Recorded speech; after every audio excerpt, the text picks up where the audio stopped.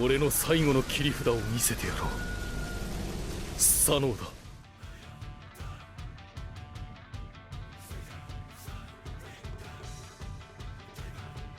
Hey everybody, Bam Collectibles here, back for another statue unboxing review for you. Sasuke versus Itachi has to be one of my favorite all-time fights in the Naruto series. Itachi was such a mysterious character all throughout the show, where you only got bits and pieces as the story progressed, where you learn more about him. Even so, you didn't really learn the full story of who he was and the life he lived until after he died.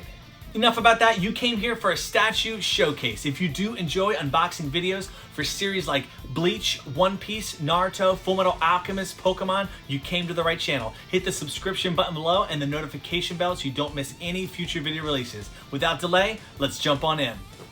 Oh yeah! Oh yeah! This bad boy did come in two huge boxes. The one on the left showcases the front of the statue with Surge Studio on the side, while the box on the right does have the back of the statue and Surge Studio's logo on the top.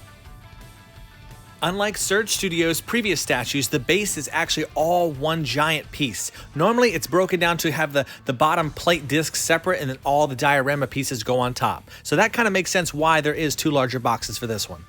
Standard headband nameplate as well as the red clouds around the trim of the base. One of the first cool features about this statue is you can see how Amaterasu flames are riddled all throughout the base of this piece.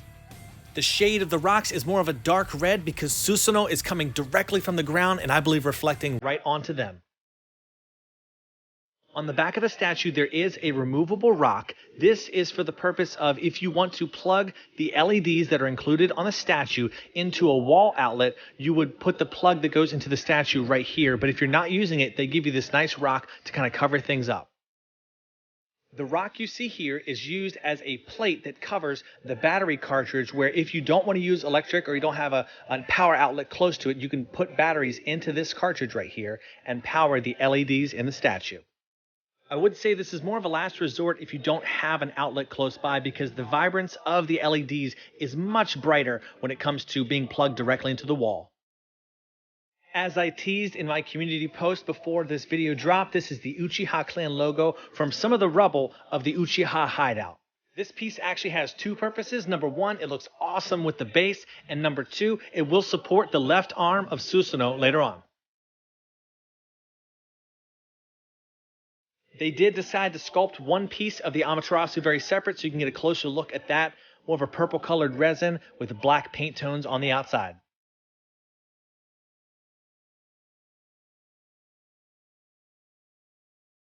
It would not be a complete Itachi Uchiha statue without some crows baked in.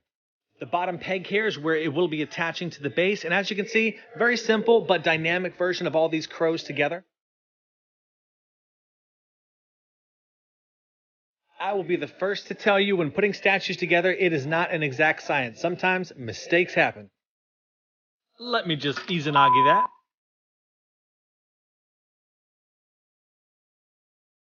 Towards the back of the base, we will see the section that will connect to the torso of Susanoo that helps support it. There's the ring of LEDs as well as the wiring that goes in to make those electronic.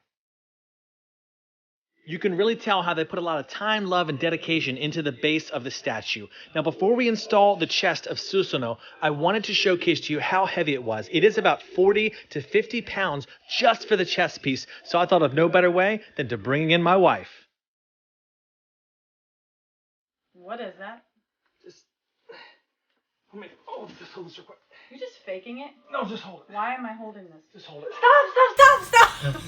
Stop! What the heck? This weighs more than Lily! She had absolutely no idea that that was coming, because I told her I needed her for a quick shot for the statue unboxing. Little did she know.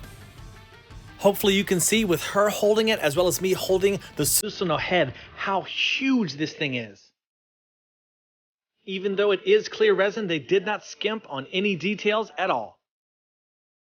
The tip of the nose showcases the quality of this clear resin. Some studios do use cheaper resin and it shows up in the quality where it looks a little bit cloudy or muddy looking, but this is so crisp and clear. I hope you can see that in the video.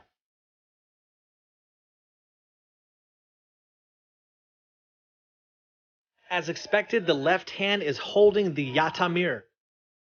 It attaches to the body with that magnet, as well as it leans on the Uchiha clan logo rubble, as I stated before. If you recall, this shield does change its nature depending upon what attacks are heading towards it, so it is truly one of the ultimate shields in Naruto.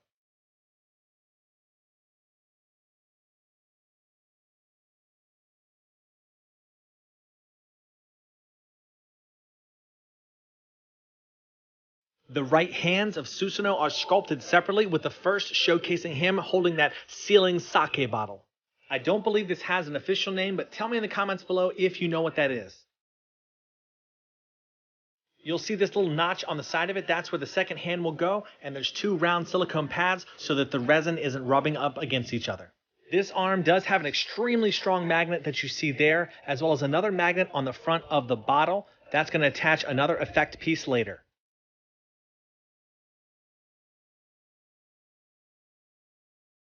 Next, we're going to go ahead and take a step back because this statue is about to get really tall. The one and only legendary Totsuka blade.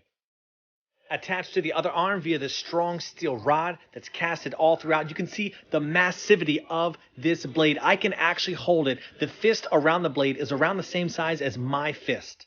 The crazy thing about Itachi is thinking about him empowered with the mirror, this sword, his natural Sharingan abilities, all his taijutsu. This guy was absolutely invincible. If there's anywhere Surge Studio excels, it is in the sculpt of the character featured in the statue. I love how his cape looks like he's going into or coming out of his Crow Genjutsu. To support such a dynamic pose, he was sculpted into this large piece, which will be inserted into the base.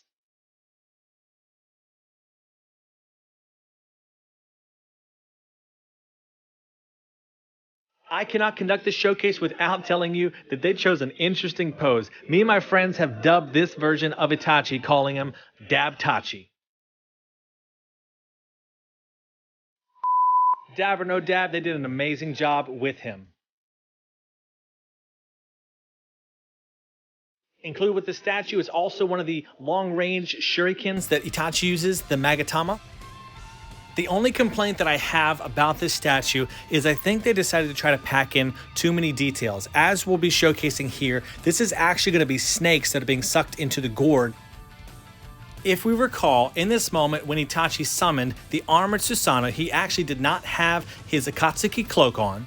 He wasn't in midair dabbing. He didn't use his Magatama shuriken. And Crow Genjutsu wasn't being used at that time.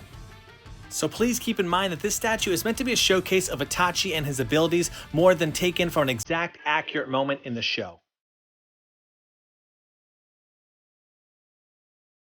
This crow, I'm going to be completely honest with you. I have no freaking idea where the thing goes. I've searched and searched and searched.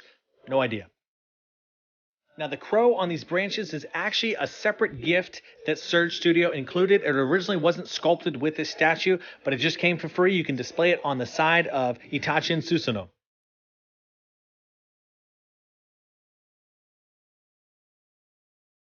One of my absolute favorite things that Surge Studio does is include a Pikachu cosplaying as an Akatsuki member from the previous statue that was released. Kisame was released before Itachi, so it is his turn. This button in the front is actually the switch that turns the LEDs on, while this is the sensor that communicates with the one inside of the base of Susanoo. The switch is not long range. You do have to get close to turn it on. It pulsates, then completely turns on. We will shut down the lights a little bit so you can see how it looks in the dark.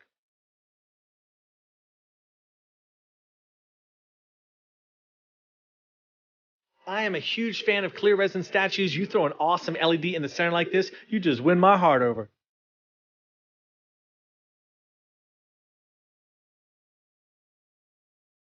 Surge's certificate of authenticity have come a long way. This is the metal slab that's included. Mine is number 231 out of 450. Comes with a nice blue stand as well.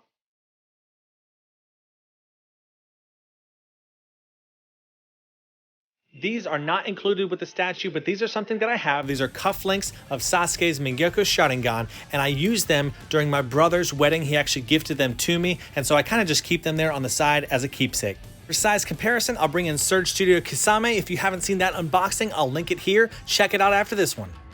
I did not do a good job here with the ruler. I can tell you he sits at around 30 to 31 inches wide, while the very tip of his sword does reach to 29 inches. That puts him at about 2.5 feet wide and tall, and in my opinion, the king of Naruto statues when it comes to sizes. Let me know in the comments below if you know of another statue that is both tall and as wide as this. I can't think of one, so he does remain the largest Naruto statue released to this day. I hope you did enjoy this statue unboxing and review. If you do enjoy this kind of content, please be sure to subscribe and hit that notification bell so you do not miss any future releases as they come. As always, everybody, do what you love what you do. Bam out.